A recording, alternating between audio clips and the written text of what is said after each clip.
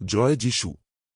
সদাপ্রভু আমার পালক পেজের প্রতিদিনের মান্নাতে আপনাদেরকে স্বাগত জানাই। আজকে শনিবার ৩রা জানুয়ারি ২০২৬। আজকের বাক্য পবিত্র বাইবেল থেকে নেওয়া, প্রথম করিন্থীয় ২ অধ্যায় ১৬ পদ। কেননা কে প্রভুর মন জানিয়াছে যে তাহাকে উপদেশ দিতে পারে, কিন্তু খ্রীষ্টের মন আমাদের আছে।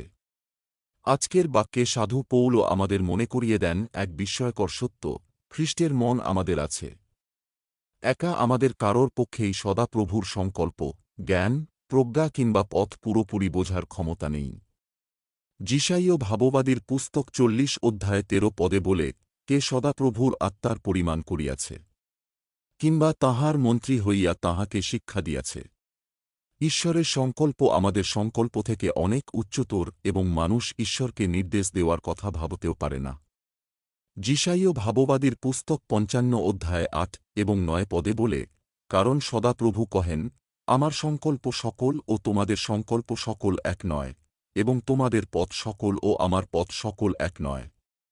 কারণ ভূতল হইতে আকাশমণ্ডল যত উচ্চ, তোমাদের পথ হইতে আমার পথ, ও তোমাদের সংকল্প হইতে আমার সংকল্প তো উচ্চ। তবুও ঈশ্বরের আত্মার মাধ্যমে ঈশ্বর উদারভাবে তাঁর সন্তানদের খ্রীষ্টের মন দান করেছেন, যার কারণে তাঁর সন্তানরা খ্রীষ্টের মতো করে সবকিছু বুঝতে পারে। এর অর্থ হল, আত্মা বিশ্বাসীদের জীবন দেখার ধরন পরিবর্তন করে। জগতের যুক্তি ব্যবহার করার পরিবর্তে আমরা যিশুর দৃষ্টিভঙ্গি ব্যবহার করতে শিখি।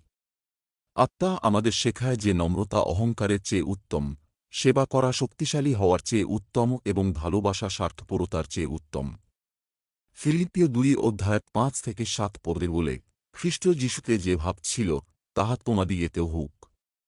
ঈশ্বরের স্বরূপ বিশিষ্ট থাকিতে তিনি ঈশ্বরের সহিত সমান থাকা ধরিয়া লইবার বিষয় জ্ঞান করিলেন না, কিন্তু আপনাকে শূন্য করিলেন, দাসের রূপ ধারণ করিলেন, মনুষ্যদের সাদৃশ্যে জন্মিলেন। আমরা যখন প্রতিদিন আত্মার নেতৃত্ব অনুসরণ করি, তখন আমাদের চিন্তাভাবনা, সিদ্ধান্ত ও প্রতিক্রিয়াক্রমে খ্রীষ্টের মনের মতো হয়ে ওঠে।